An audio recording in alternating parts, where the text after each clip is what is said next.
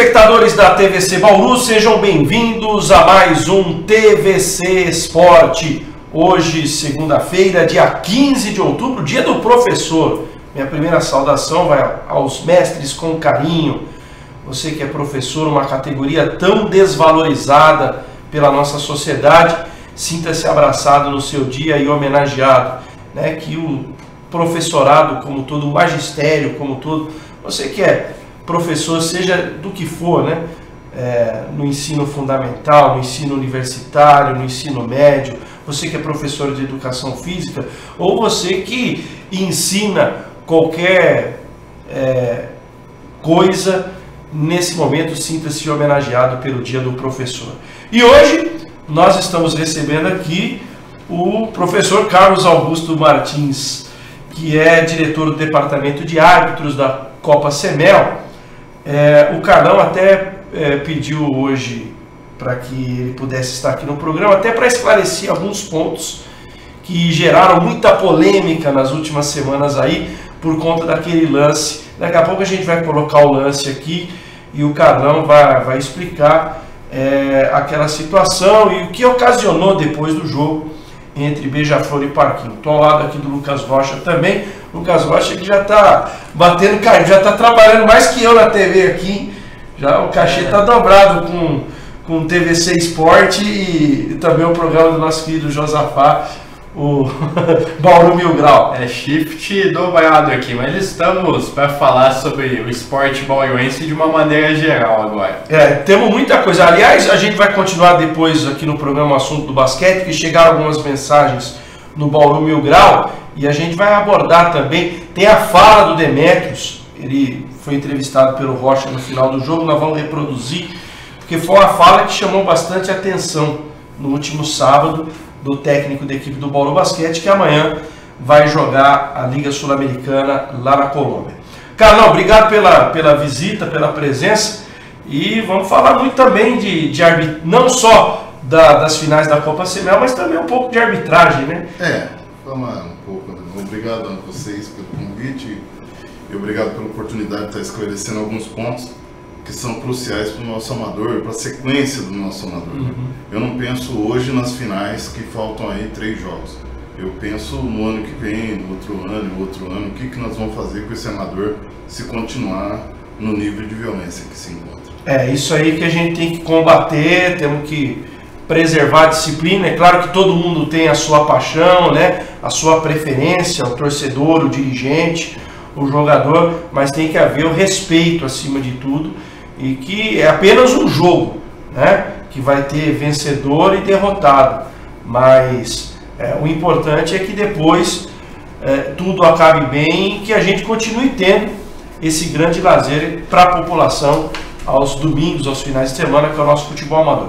Então vou até pedir para o Carlão, a gente vai começar justamente com um lance que gerou tanta falação na cidade, que foi o gol da equipe do Beija-Flor. Não o gol em si, mas o lance que resultou o gol e que gerou muita reclamação por parte do pessoal do Parquinho no final daquela partida. Vou pedir para o Josafá aí o lance, ó.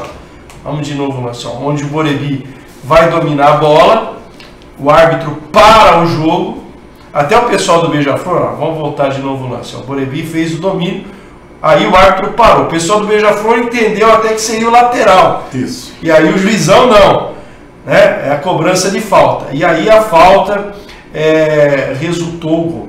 Teve muita reclamação.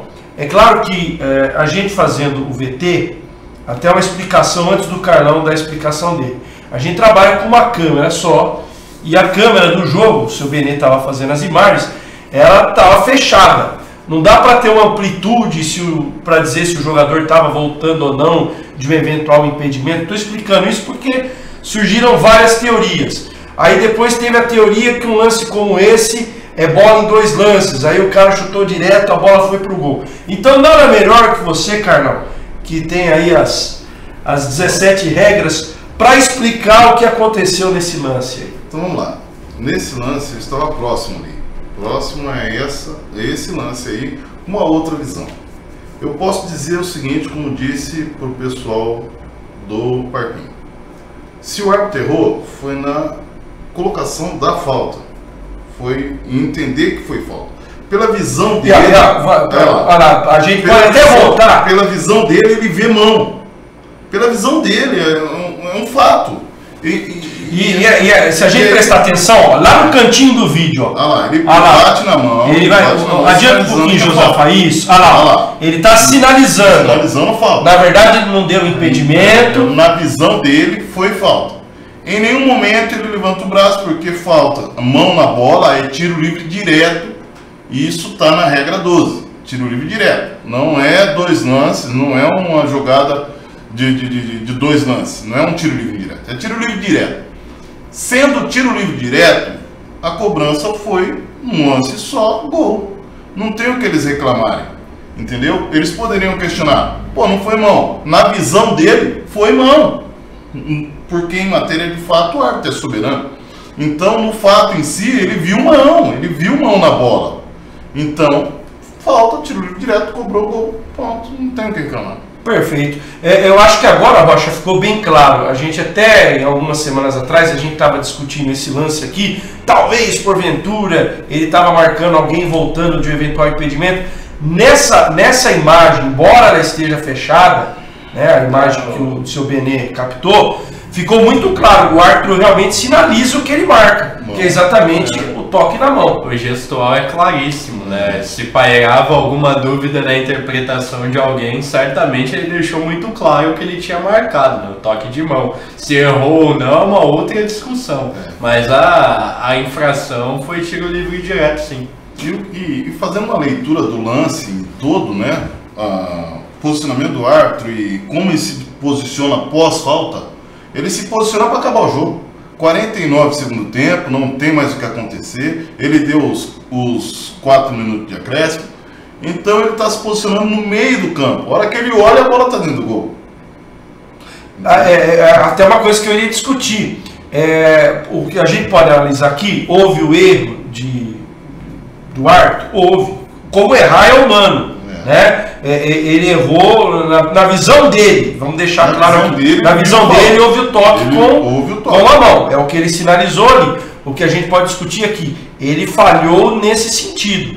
Agora, outras reclamações, como se falta em 2 lances, ele tinha que estar com a mão erguida, isso aí não procede, esse tipo de reclamação não procede, porque o próprio Carlão está explicando aqui a regra. Como diria lá o outro da televisão, o Arnaldo César Coelho, a regra é clara. Nesse tipo de infração, é tiro livre direto. Pelo senso comum, Rafa, eles entendem que o árbitro delega na hora se é 2 lances ou 1 lance.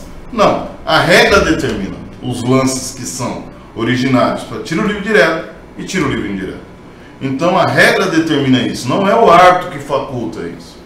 Que tiro vai ser? Se vai ser 2 lances ou 1 lance? Não. Mão na bola, tiro livre direto. Haja visto que se for dentro da área é pênalti. Perfeito. Eu acho que ficou, assim como houve a falha da defesa do Parquinho em ter tomado o gol, houve a falha da questão do toque de erro. Agora, o árbitro também é um ser humano, gente. Na visão dele. Na visão dele, ele teve um equívoco. Agora, longe de dizer que... Até porque... Né? Muita gente vai falar, mas o árbitro errou no final do jogo e tal. Cara, foi um momento do jogo que estava, como o Carlão colocou aqui, tão tranquilo, sossegado para acabar. Uma falta de 60 metros de distância por gol. Nunca ia se imaginar que o Igor ia dar aquele chutão, de repente a bola quica, encobre o zagueiro, o goleiro e entra. Né? Foi um lance... Foi um lance tão curioso, uma casualidade que a própria virou inclusive matéria de televisão. Outro dia a TVT colocou o gol lá no Tem Esporte. E certamente o telespectador, o árbitro ou quem for, vê muito pouco esse tipo de lance, para não dizer que nunca viu, né? Ô Carlão, vou aproveitar a sua presença, principalmente nesse primeiro bloco aqui, para explorar em relação à situação do futebol amador, até porque a gente sabe que hoje é uma missão nada fácil arbitrar no futebol amador da cidade de Bauru. Muita intolerância, a arbitragem tem muita dificuldade. Durante o campeonato, a gente pode falar isso, que a gente está todo final de semana nos estádios, nem sempre tem inclusive um efetivo policial para dar um respaldo, a proteção. A pergunta que eu faço é a seguinte: o que você passa, orienta, você que é o diretor exatamente desse departamento, o que vocês têm conversado, qual tem sido inclusive a sua dificuldade para conseguir arrumar árbitros que aceitem hoje o desafio de apitar no futebol amador de bola? Bom, nós passamos por vários problemas. Em alguns anos o pagamento atrasava, você já não tinha árbitro. Hoje, graças a Deus, o pagamento em dia, mensalmente, a prefeitura consegue fazer esse pagamento das notas. Então, o nosso grande problema é a violência. E eu comento sempre com os times no campo que eu vou, eu tento pacificar ali os bancos ali, porque eles reclamam de qualquer lateral errado. Qualquer lateral. Então essa intolerância com a arbitragem faz com que o árbitro ele pare, já não é um atrativo financeiro, não é atrativo. Então ele pensa na família, ele pensa nos filhos, ele pensa no domingo, ele fala, não vou sair de casa para isso.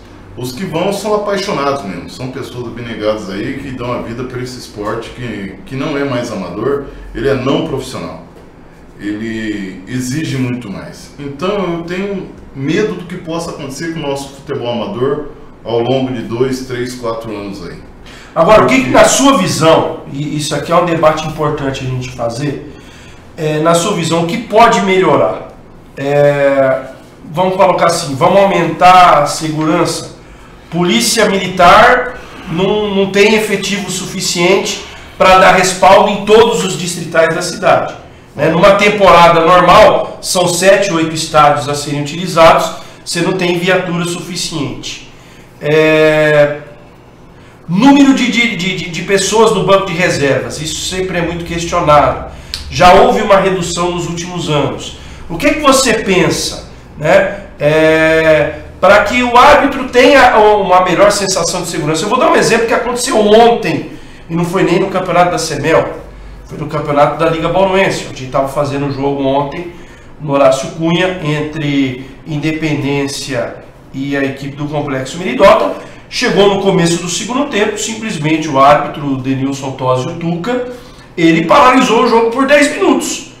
Ele simplesmente entendeu que não havia segurança suficiente para dar um respaldo para que ele continuasse com a arbitragem. Ele falou, vou continuar a partir do momento que chegar a viatura policial aqui. Tanto é que o jogo ficou parado durante 10 minutos e ele deu reinício à partida após a chegada da viatura policial. A minha pergunta é a seguinte, Carol, o que nós podemos fazer aqui em Bauru? Eu acho que isso a gente está começando a debater aqui, mas é assunto em que o dirigente tem que participar, quem organiza o campeonato, o atleta, a arbitragem, enfim, todos os envolvidos, cada um tem que dar a sua ideia. Mas na sua visão, o que a gente precisa fazer? A minha visão é que esse projeto aqui, tem até escrito o que é. Segurança do árbitro não é a polícia militar. É um equívoco pensar que a segurança do árbitro se dá na polícia militar. A segurança do árbitro se dá no seu conhecimento de regra. Ponto. A pessoa que está ali jogando, ele está pela emoção. O árbitro está pela razão. Primeiro nós temos que melhorar o nível técnico dos árbitros. Isso a gente está fazendo, trouxemos a reciclagem das regras novas, da mudança de regra na IT há um mês e foi um sucesso, tínhamos lá 90 árbitros. Beleza. Nós temos que passar a regra para os dirigentes, para eles entenderem o que é regra de futebol. Eles não sabem a regra do jogo e reclamam. Nós temos que ensinar a regra aos jogadores, que também não sabem regra de futebol. E temos que passar a regra para a Junta de Justiça Desportiva, a OAB, que também não sabe regra de futebol. Entendeu? E o comentarista de arbitragem, ele tem que saber regra de futebol. Nós estamos praticando um esporte sem saber a regra dele, na sua grande maioria e totalidade. E os que sabem, às vezes não têm a oportunidade de expor isso, de passar, de multiplicar o conhecimento. Então eu acho que a segurança começa no conhecimento de regra do árbitro e tolerância dos dirigentes. eles são muito intolerantes e eles inflamam o jogo. Eu vou dizer da Copa Semel, dos jogos que eu acompanhei. Toda rodada eu estava em um campo. Eu não vi nenhum jogo que a confusão começou de dentro para fora. Todas foram de fora para dentro, do banco de reserva. Então acho que a segurança está na tolerância dos dirigentes, de quem fica no banco. Eles contratam jogadores para ficar ali no banco enchendo o saco. É incrível. Sua visão, Rocha, é um tema polêmico, é um tema pesado até.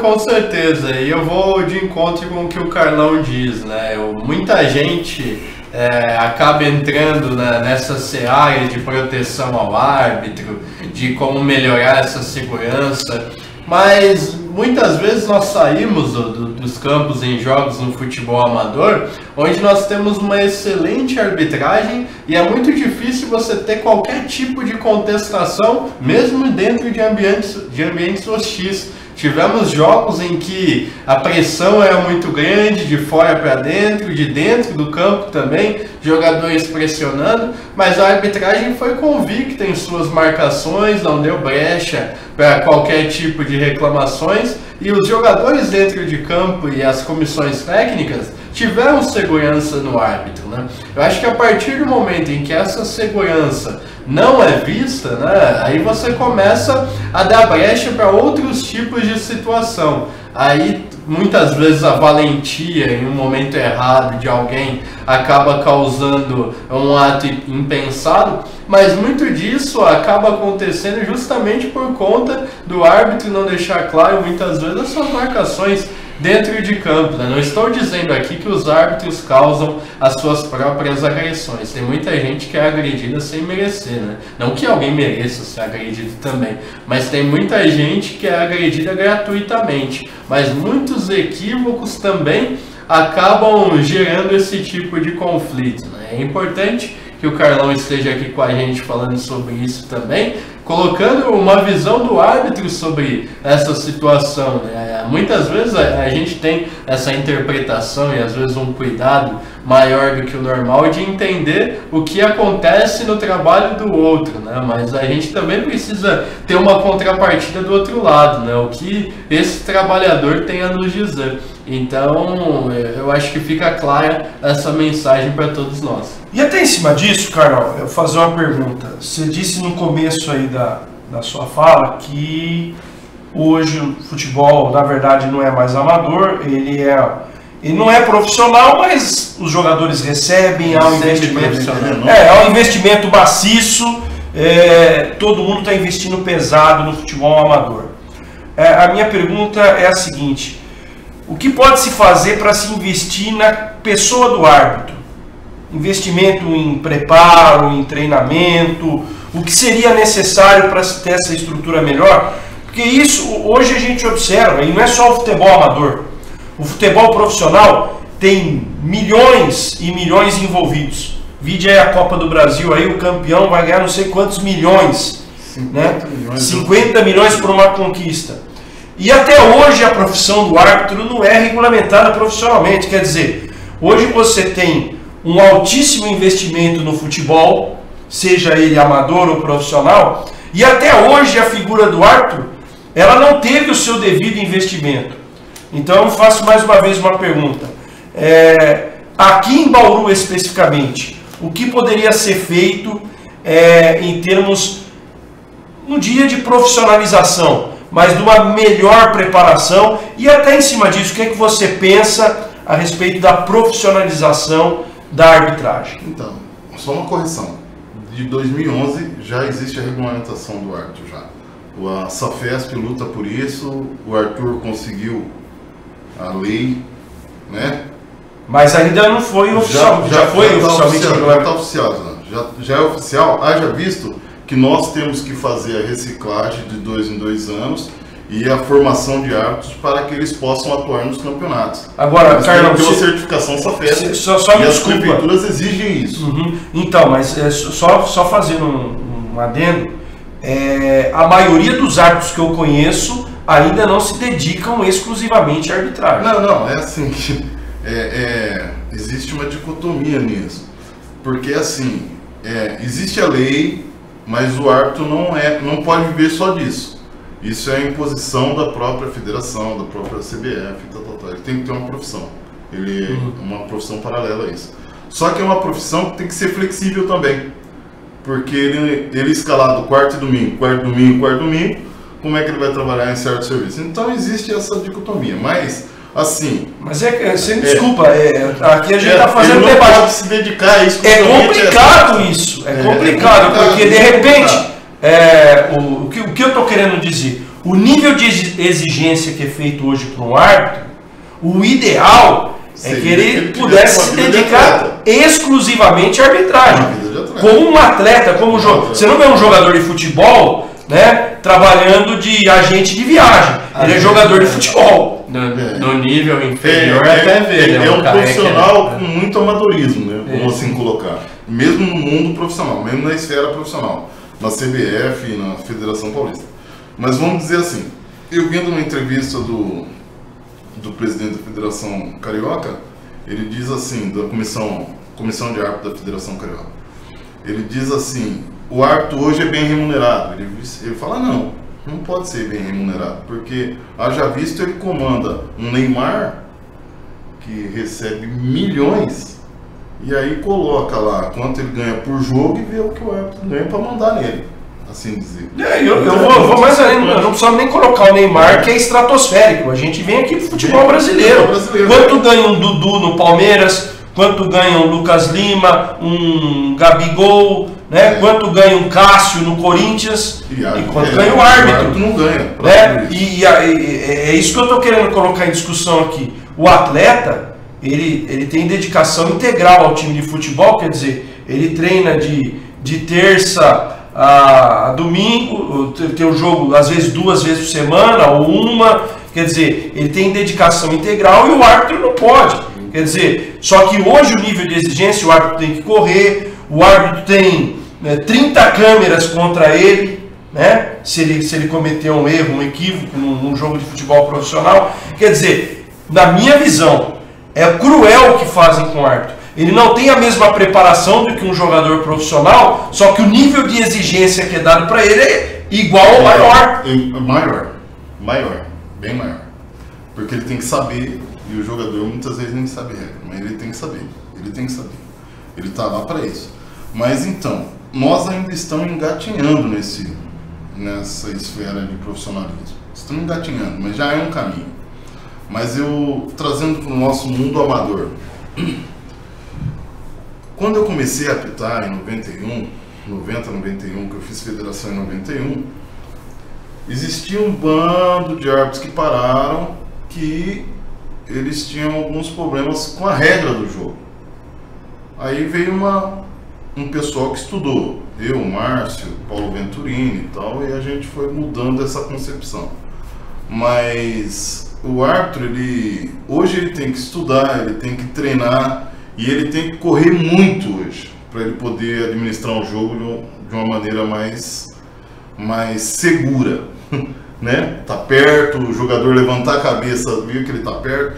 Então, o que a gente pode pensar a nível amador? Hoje a taxa não é atrativa, entendeu? Então você tem que ter uma taxa atrativa. O que seria uma taxa atrativa hoje, no nosso universo? 200, 220 por jogo. Ele ganha 110. Não adianta, tem que dobrar. E aí você consegue cobrar e exigir. Porque hoje nós temos que dar treinamento, trazer o pessoal para atualizações e realmente cercar o árbitro de alguns mimos para que ele vá. E muitas vezes o árbitro não tem nem recurso para correr atrás desse tipo de especialização. Nós temos que trazer, correr atrás e baratear o máximo possível para conseguir fazer isso acontecer. Bom, fazemos isso, mas existe um projeto que ele tem que ser colocado em prática o mais rápido possível, porque eu, como um amante do futebol amador, eu estou vendo isso acabar daqui a um pouco, devido à violência, falta de incentivo, devido a não ser atrativo para nós trazermos gente nova. Aliás, é um fato, o Rocha junto com a gente, sempre, na maioria dos finais de semana, está nos estádios distritais. Agora nem tanto, como o campeonato está funilando, você tem menos jogos, mas quantas vezes nós vimos aí em rodadas, nesse ano até um pouco menos, mas em anos anteriores, árbitro apitando preliminar e jogo de fundo. Com certeza. Até por conta da falta de material humano. O cara vai lá, apita 2 jogos, é o que a gente está discutindo aqui. É complicado você exigir um nível de acerto de um árbitro se ele trabalha seguidamente em 2 partidas. Muito complicado. Ainda mais no futebol amador aqui em Bauru, que você faz o primeiro jogo, ok, 8h30 da manhã, termina às 10h, mas você imagina a condição física e até psicológica, o desgaste físico e psicológico, emocional do profissional, quando chega por volta de meio-dia e está acabando o segundo jogo. E nisso aí você colocou de uma forma simplória, Rafa, mas são 3 horas e meia de atenção máxima a tudo que está acontecendo ao seu redor e muitas vezes jogos extremamente competitivos, que vale a vaga de alguém na próxima fase, vale a vida de um time dentro do campeonato, né? Então é uma situação extremamente complicada. Então, o que seria saudável? Seria ele apitar um jogo e ir embora, porque com o nível de exigência que se recai sobre o assistente, tanto faz ele apitar 2 como bandeira 1. É até mais exigente ele bandeirar o segundo jogo, porque o bandeira o assistente é altamente cobrado, entendeu? Ele como árbitro dos 2 jogos, tirando a parte física, que o bandeira também, o assistente vai correr muito se tiver um ponta veloz, ele vai se desgastar menos, tecnicamente. Porque o árbitro ele tem muito mais chance de errar e passar batido do que o assistente. O assistente ele tem 2 lances, ele errou 50%, né? Então... E aqui no amador ele é premiado quando erra, né?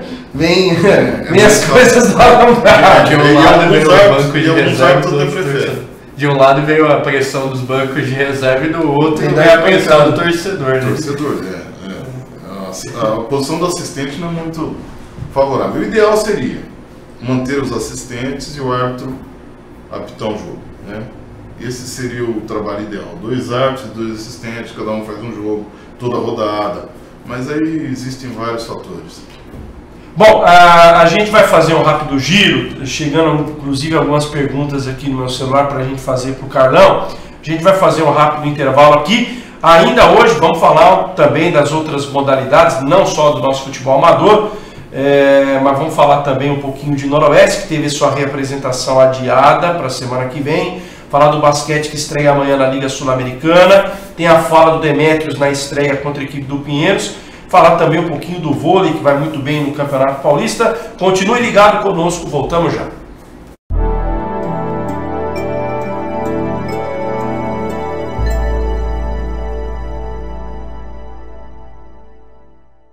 NetDigit Telecom, a internet com sinal mais rápido, transmitido através da fibra ótica. Sua conexão garantida com muita qualidade e velocidade. Rua Antônio Alves, 3232, Vila Aeroporto. Telefone 3201-3000. Fique atento, não perca o sinal. NetDigit Telecom. Gilfer, ferragens, ferramentas, equipamentos de segurança e sinalização, compressores, equipamentos profissionais e para hobby, linha completa de ferramentas Belzer e Gedore, ferramentas pneumáticas, equipamentos de soldas. Gilfer, Rua Paraná 869, telefone 3879-1950. Gilfer.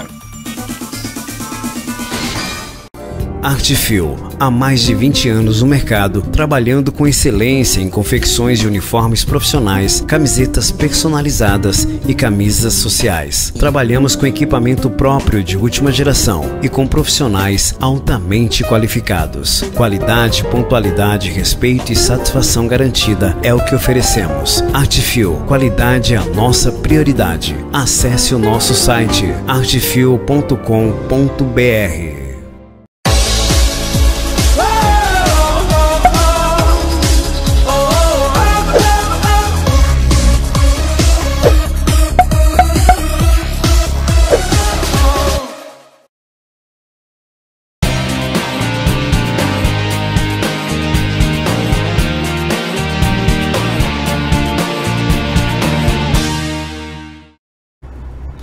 Muito bem, estamos de volta com o TVC Esporte, hoje recebendo Carlos Augusto Martins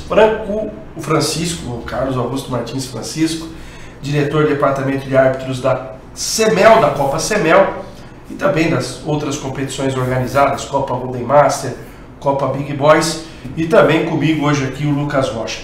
Eu vou dar só um tempinho aqui com um assunto que é muito palpitante com o Carlão, para a gente desenvolver os outros.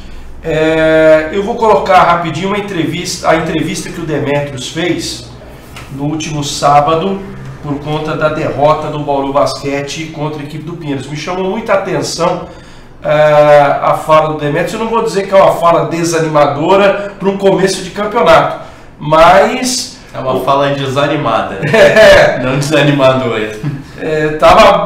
Até me surpreendeu um pouco a postura, o comportamento do Demetrios. A gente vai ouvir a entrevista que ele fez ao Rocha, inclusive a gente vai colocar as imagens do jogo junto com a entrevista do Demetrios, e daqui a pouco a gente volta aqui para comentar. Vamos lá.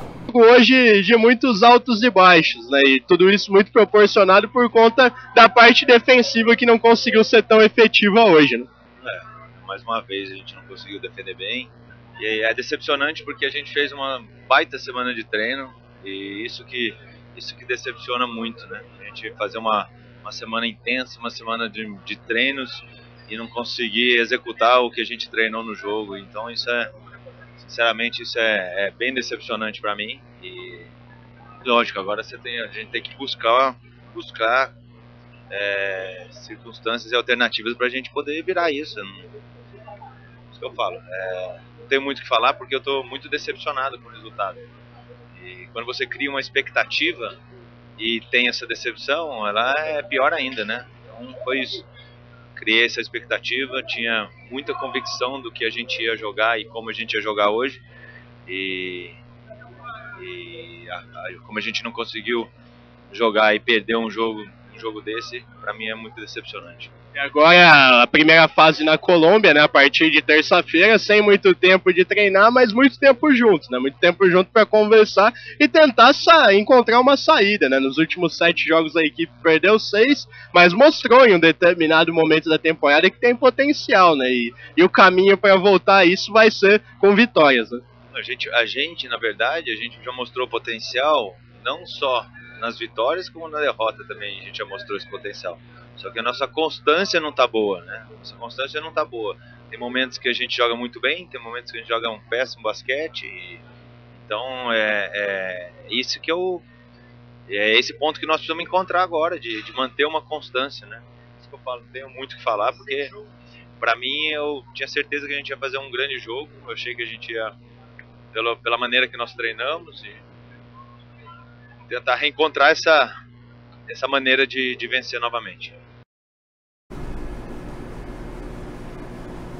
Muito bem, tá aí o desabafo. Te surpreendeu essa fala do Demetrios, Rocha, ao seu microfone no final do jogo? Eu acho que não, viu, Rafa? Até por conta da carga emocional que uma derrota como essa traz, né? O trabalho foi feito e não encaixou, né? O time não conseguiu ter um bom rendimento por boa parte do jogo, né? A gente falava anteriormente sobre isso também, sobre a inconstância do time dentro do jogo. Foram muitos altos e baixos, e nos momentos altos a equipe não conseguiu tirar essa grande vantagem que o Pinheiro sempre colocava, né? E quando você trabalha por um período longo, né? Uma semana, a gente pode dizer que dentro de uma temporada de basquete, uma semana sem jogos é um período muito longo, né?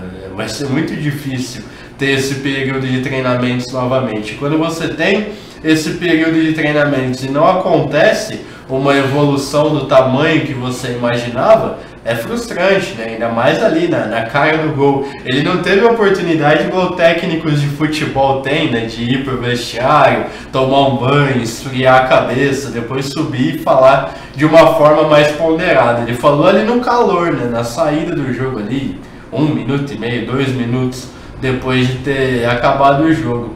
Então é frustrante, mas também é dentro de uma normalidade quando você perde um jogo, né? Certamente se ele tivesse vencido, o ânimo seria oposto, né? Ele estaria satisfeito com o que estava sendo realizado, mas não está, né? E visivelmente incomodado com essa sequência negativa da equipe. Aliás, você falou a palavra-chave, incomodado. O Demetrios está incomodado, o time está incomodado, o torcedor está incomodado, até porque são 6 derrotas em 7 jogos. Agora, é só com trabalho que vai sair dessa situação. E até eu vou colocar aqui minha opinião também. Eu acho que não é hora de teoria de conspiração, dizer que está acontecendo isso ou aquilo. Na verdade, o time está passando por um mau momento e num momento complicado da temporada. Você chegou às finais do Campeonato Paulista, você teve a queda de produção e agora numa Liga Sul-Americana em que você tem que jogar bem para se classificar, né? Você tem uma chave de 4 aí, você tem que pelo menos vencer 2 partidas para passar de fase.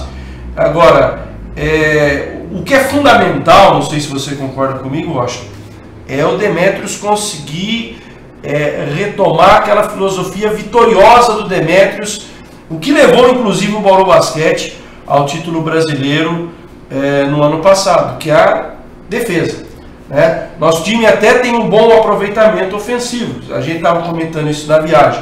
O Lucas Mariano tem feito aí 25, 30 pontos, só que não adianta o time um jogador fazer 25, 30 pontos, a equipe fazer 70, 80 pontos, se toma 90. Não tem como. Mas eu não vou nem tão longe, Rafa. Você falou, é claro, da campanha marcante, da retomada no título brasileiro no NBB 9, mas no início da temporada, nos 15 primeiros jogos que o time fez nessa mesma temporada 18-19, dos 15 primeiros jogos venceu 13, tendo uma identidade pautada pela defesa também, mas um equilíbrio muito grande quando você tomava decisões. Eu acho que nesse momento ruim, principalmente, você não pode deixar a emoção ser maior do que a razão. Você precisa ter tranquilidade, enxergar onde a equipe tem errado. Eu acho que está muito evidente onde as coisas estão sendo feitas de forma errada e retomar a identidade que o time tinha no bom momento, né? Lembrar das coisas que faziam no bom momento, ter a humildade de muitas vezes assumir uma fraqueza dentro do jogo e trabalhar para esconder essa fraqueza e aí sim ter a confiança e vencer os jogos. Nessa sequência de 6 derrotas, em 7 jogos, em apenas 2 jogos a equipe teve o controle do placar a maior parte do tempo, né? Um deles foi a vitória contra a Franklin, na segunda partida da semifinal, e o outro jogo foi contra o Corinthians, quando até abriu uma boa vantagem, depois acabou perdendo tudo isso, né? Em um dia que o Corinthians estava muito bem nessa retomada dentro do jogo também. Nas outras 4 partidas, o Bauru sempre esteve correndo atrás do placar. E emocionalmente isso faz muita diferença, né? Você sempre está atrás do seu adversário, ter que sempre se desgastar mais, de correr, marcar, tentar voltar, reagir de alguma forma. Então eu acho que é momento de entender isso, ter uma resiliência rápida. Amanhã já tem uma partida extremamente decisiva em Liga Sul-Americana contra o Quinça. Se perder amanhã, vai ficar uma situação de classificação para a Liga Sul-Americana na próxima fase extremamente comprometida e mais do que isso, né, aumenta essa série negativa. O time só vai voltar a ter a confiança quando retomar uma boa porcentagem de vitórias. E essas vitórias só vão acontecer quando o time tiver esse entendimento de que precisa se dedicar mais de trás para frente, né? Começando por uma defesa forte e a partir dessa segurança de ter uma defesa forte, conseguir encaixar com confiança o seu ataque, né? E se não for dessa forma, vai ser muito difícil. Quando você não tem uma boa defesa, você depende de 100% de todo mundo. E 100% de todo mundo você vai ter 2, 3, 4, no máximo 5 jogos a temporada. Agora, se você tiver uma forma de cobrir um ou outro jogador que não esteja bem nesse dia, aí sim você vai ter uma boa sequência. É o que Franca fez aí nas últimas partidas e foi campeão paulista recentemente. É o que o Paulistano fez na temporada passada e foi campeão paulista do NBB. É o que Mogi teve por muitos momentos na temporada passada, chegando ao vice-campeonato das Américas e ao vice-campeonato do NBB também. Há muitas maneiras de você ganhar um jogo de basquete, mas certeira mesmo, para você ser derrotado, é você insistir no que está errado. E eu tenho certeza que todo mundo está entendendo que está errado e não vai continuar repetindo esses erros. Recado pro torcedor, pro amante do basquetebol, para a gente finalizar o assunto do basquete. Amanhã, quarta e quinta, o Bauru Basquete joga em Cali, na Colômbia. Estaremos amanhã pela 87,9 FM, pelo www.jornadaesportiva.com.br. Amanhã, 8h30 da noite, Bauru Basquete e Quinça da Argentina, estaremos transmitindo este jogo. Então, amanhã não tem Sport TV, não tem... Então, acompanhe pelo rádio, acompanhe pela internet, jornadaesportiva.com.br, ou, se você preferir, 87,9 FM, Bauru Basquete e Quinça. Na quarta-feira, o Bauru Basquete joga contra o Minas. O Josafá está colocando aí o calendário de jogos. E na quinta-feira contra o time lá da Colômbia, o Fast Break, né? São os 3 jogos do Bauru Basquete nesta fase da Liga Sul-Americana. Acompanhe com a gente através do rádio e da internet pelo jornadaesportiva.com.br. O Paulo Pereira pergunta, Carlão, vamos voltar ao assunto aqui, arbitragem, ele tem 2 colocações. A primeira, ele quer saber como que se tem escolinhas de árbitro, a partir de que idade a pessoa pode aprender arbitragem e se hoje é fundamental a questão do condicionamento físico, uma vez que no futebol como um todo, hoje exige-se muito do físico do jogador. E ele pergunta o que você pensa em relação à arbitragem, essa questão da preparação física. Vamos lá. Escolinha. Eu mantenho na minha associação uma escola. Mantenho a escola. Então, quando tem curso? Quando eu consigo montar um grupo. Quando um grupo se interessa, um grupo de 10, 12, eu consigo montar. Com que idade? 18 anos. Né? A partir dos 18? A partir dos 18 anos. Mas o ano que vem espero estar colocando um projeto em prática de 12 a 17 com árbitros de categoria de base. Esse projeto acontece na Bahia com o Rildo, um amigo meu particular, o professor Rildo, que ele tem um projeto excelente. Hoje, 80% do campeonato baiano, vamos assim dizer, é apitado por ex-alunos do projeto dele. E esse projeto eu quero colocar em prática em Bauru, para longo prazo aí, digo, 4, 5 anos, a gente começar a colher frutos. Deixa eu até emendando a pergunta do nosso telespectador, existe algum contato em que a pessoa interessada possa tomar conhecimento de quando pode ser realizado o próximo curso, quando vai se fechar um grupo? Como que as pessoas podem ter um contato com vocês? O meu WhatsApp mesmo, né? O 998012347. 9801-2347. 2347. E aí a pessoa vai entrando em contato e eu monto o grupo do WhatsApp mesmo, próximos alunos. E eu vou informando eles via WhatsApp. Porque hoje... Nesse grupo, passada aula teórica, a questão das regras? Não. Como é que existe? O grupo é para informar. Quando começa o curso efetivo. Não, então, o que eu quero dizer é o curso. O curso eu passo as regras, aulas teóricas e aulas práticas, por enquanto. Mas é vontade minha começar com a preparação física também. Só que a gente não tem tempo. Já visto porque os árbitros trabalham, os alunos trabalham, os futuros árbitros também trabalham. Então, em tese, o curso vai acontecer nos finais de semana. Finais de semana. Esse está acontecendo nos finais de semana. Entendeu? Ele está acontecendo porque foi o melhor dia que a gente... Porque tem um aluno de educação física que estuda à noite, trabalha de dia. Aí tem gente que trabalha de dia. E aí pode ter algum dia da noite vago, mas o outro também não tem. Então, no final de semana, é agradável para todo mundo. O João Augusto Lima também fez uma pergunta interessante aqui. Ele quer saber a respeito do VAR. O que você pensa agora da figura do árbitro de vídeo e também como que deve ser feita a preparação? Porque hoje já existe uma grande polêmica e, na verdade, é uma tendência. Eu não vou dizer que vai ter VAR aqui no futebol amador de Bauru, mas há uma tendência muito grande no futebol profissional. Você já teve na Copa do Mundo, você já está tendo em grandes competições, foi introduzido agora na Copa do Brasil. A tendência é que o próximo Campeonato Paulista tenha o árbitro de vídeo. Como é que você vê a introdução do sistema eletrônico como um todo na arbitragem? Eu vejo como algo saudável, eu vejo como algo necessário, porque haja visto que é o único esporte coletivo que não há uma revisão, não existia até então uma mesa, uma revisão como tem no tênis, como tem no vôlei, que tem um desafio e tal. Então eu entendo que é algo que é necessário em alguns lances. E o árbitro de vídeo no Brasil como no mundo, ele está ainda engatinhando.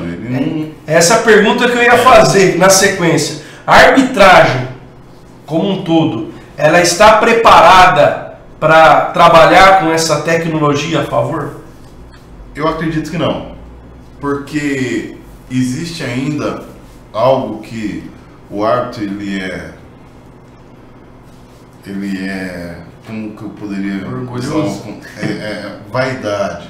Existe um pouco. A palavra do árbitro ainda é final, mesmo que ele tenha influência do VAR. O árbitro é muito vaidoso e ele é vaidoso e até certo ponto ele tem que ser vaidoso para ter uma autoconfiança, para acreditar nele mesmo, então. Mas às vezes é em excesso. E esse excesso é ruim para todo mundo e alguns árbitros se perdem no excesso da verdade. Então, há vários paradigmas a serem quebrados, né? Até que esse VAR ele introduz. Porque o VAR é o seguinte, ele opina, mas não manda. Entendeu? A decisão final ainda é do árbitro central. Particularmente, o que você achou daquele lance do Palmeiras? Agora eu vou cutucar aqui. Palmeiras e Cruzeiro na Copa do Brasil, que deu uma polêmica danada, mesmo com a utilização do VAR. Não, na verdade esse não teve consulta. Na verdade não teve a consulta. E a grande, perdão. O que a teve grande discussão de VAR foi Cruzeiro e Boca Juniors. Cruzeiro e Boca na expulsão do quarto zagueiro. Não, eu acho legal a gente comentar os dois casos. A questão do Cruzeiro e Boca e também essa questão do Palmeiras e Cruzeiro, onde não foi utilizado o árbitro de vídeo e ali ficou a grande polêmica, talvez, de um erro do árbitro. Então, o árbitro de vídeo, ele não necessariamente tem que estar no estádio, né? A central. Isso é uma grande dificuldade, porque eu entendo que o árbitro de vídeo, como o árbitro e os seus assistentes, isso é uma opinião minha, pessoal, o árbitro e os assistentes e os outros árbitros, quando tem que fica atrás do gol, quando tem os outros árbitros, né, que é a regra 6, não são mais árbitros assistentes, e sim outros árbitros, todos que estão envolvidos naquela partida, existe um plano de trabalho, né? Se acontecer tal lance, você faz isso, num contra-ataque, você me sinaliza, eu vou apitar uma falta, você vai para o fundo, se for dentro, se for fora, você para. Então é toda aquela prática de plano de trabalho. Então, eu acredito que isso tem que ser afinado ainda, muito afinado, tem que se afinar a equipe de arbitragem, com a equipe do VAR, com todo esse elenco hoje de profissionais envolvidos para dirigir uma partida, para que não haja esse mal entendimentos, que hora chama, que hora não chama, que se chama ou se não chama, se chama você vai, se opina ou não, entendeu? Eu acho que tem que afinar muita coisa ainda. Tá desafinado esse violino aí, a gente vai ter que... Você que não é árbitro, Rocha, você acha que ainda estamos longe da melhor preparação para o árbitro de vídeo? Ah, com certeza, até porque o árbitro de vídeo é operado por seres humanos também. O ser humano é falho, mesmo tendo a imagem na mão, né? Então eu acho que precisa melhorar bastante. É algo necessário, né? O futebol evoluiu e você tem que aproveitar o que a tecnologia te ajuda, né? Não dá para eternamente a gente ficar com essa conversa, mas vai morrer, aquelas discussões de porta de bar, essa brincadeira de falar, o seu time é sempre beneficiado. Acho que isso é uma grande bobagem, né? A gente tem que aumentar a justiça dentro do futebol para tentar, na medida do possível, premiar sempre a equipe que mostra o melhor futebol, que merece conquistar o resultado, né? Não deixar que erros graves, como já aconteceu, de bola entrar 1 metro e a arbitragem não ter a percepção disso, um pênalti claríssimo não marcado também, muitas vezes por conta de um erro, mudou muita coisa na história do futebol, e talvez o VAR consiga ser mais justo quanto a isso, mas ainda precisa muito de ter... na verdade, não é nem uma melhor utilização, mas é uma uniformidade, porque tem lugares que o VAR pode fazer uma coisa, aí chega no outro lugar pode fazer outra. O tênis e o vôlei funcionam bastante justamente porque é um critério só. A partir do momento em que foi introduzido dessa maneira. Eu acho que quando o VAR tiver também uma única maneira de você operar, aí talvez tenha uma capacitação melhor e um entendimento melhor de todo mundo. Agora uma pergunta minha. Aquele árbitro que fica ali atrás do gol, né, o adicional que eles citam, você acha que é uma boa? Você acha que há um exagero? Ele mais atrapalha do que ajuda? Qual é a sua visão? Porque o que tem de polêmica também em relação ao árbitro que fica ali atrás do gol é uma grandeza. Olha, eu entendo assim, se o VAR foi introduzido, ele perdeu o emprego. Ou ele vai trabalhar no VAR, não vai ter a necessidade dele ficar atrás do gol. Não vai ter necessidade dele ficar ali, né?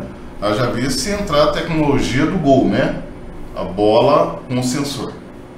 Então, ele vai ter que mudar de posição. Mas eu entendo que ele mais atrapalha do que ajuda. Pela vaidade. Entendeu? Mais atrapalha do que ajuda. E eu ainda fico com o trio. Eu sou favorável ao VAR e o trio de arbitragem. Perfeito. Vamos falar rapidinho do nosso voleibol. Tem a fala aí do técnico Anderson Rodrigues ao final da vitória sobre a equipe do Valinhos. Inclusive a gente aproveita a fala do treinador também com algumas imagens da vitória das meninas na última sexta-feira, feriado nacional, frente à equipe de Valinhos. Vamos lá. Ô Anderson, a equipe conseguiu esse primeiro objetivo de ter a melhor campanha no Campeonato Paulista, mas de uma forma geral, como você avalia essa primeira fase de campeonato, esses 5 jogos, onde a equipe conquistou essas 5 primeiras vitórias? Olha, nós conseguimos ficar em primeiro, acho que mérito de todo o grupo, toda a equipe, mas eu acho que a gente tem muito a crescer ainda, né? Tem muita coisa para fazer, muita coisa para consertar. A gente não pode ter certo tipo de atitude com certo tipo de coisas que num jogo que teoricamente nosso time não menosprezando a equipe de ninguém, mas nosso time era superior, a gente poderia ter sido um pouco mais firme na quadra. Mas no primeiro lugar é bom, serve só pela vantagem de campo. E hoje é a oportunidade também de dar sequência para outras jogadoras que vinham atuando menos, né? A Edinara começou, a Nayane começou também, para ir dando confiança para elas para a sequência do campeonato também, né? Isso aí, o meu objetivo foi esse, dar condições e ritmo a todas, né? Felizmente nem todos entendem desse jeito, mas esse é... Bacana, tá aí, portanto, a vitória por 3-0. O Anderson, claro, comedido, não tá tão empolgado assim, mas a campanha empolga o torcedor, né? 5 jogos, 5 vitórias, apenas 2 sets perdidos na vitória por 3-2 contra a equipe do Osasco.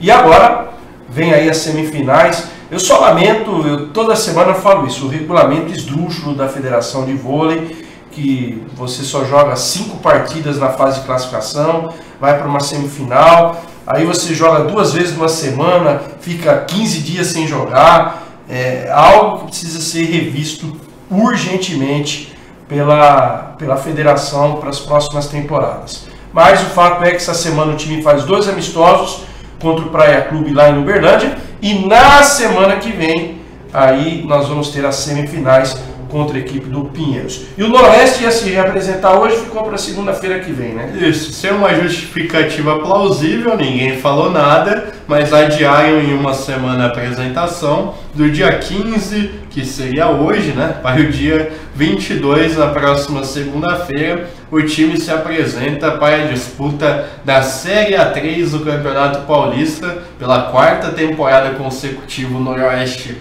vai em busca do acesso à Série A2 do Campeonato Paulista, e o campeonato já tem dia para começar, vai ser no dia 20 de janeiro, e aí a gente vai ter algumas ciências, vai ser quarta e domingo, ou se vão ter alguns intervalos de uma semana entre um jogo e outro.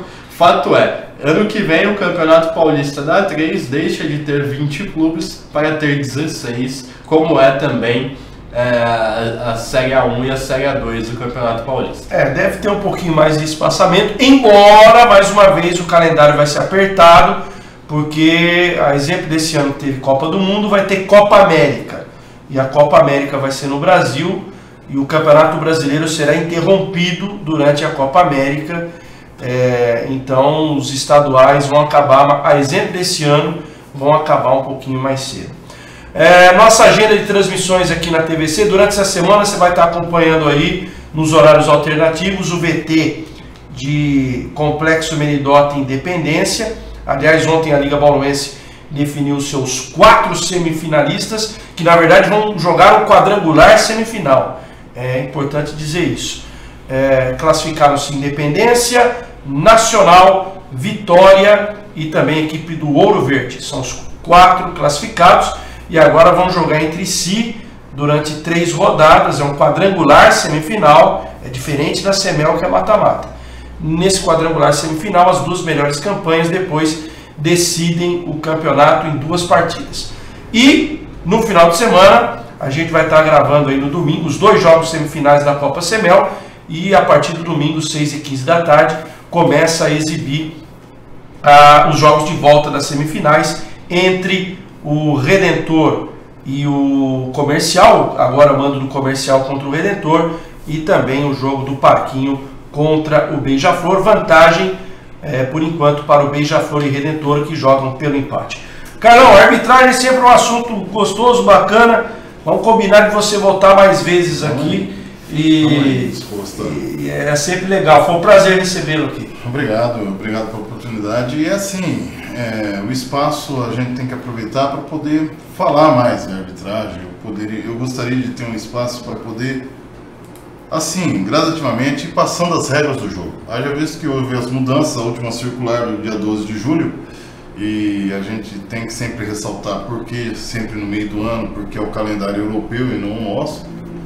As mudanças acontecem sempre favorável ao calendário europeu, porque assim que a determinação, a mudança da regra, ela tem que entrar em prática.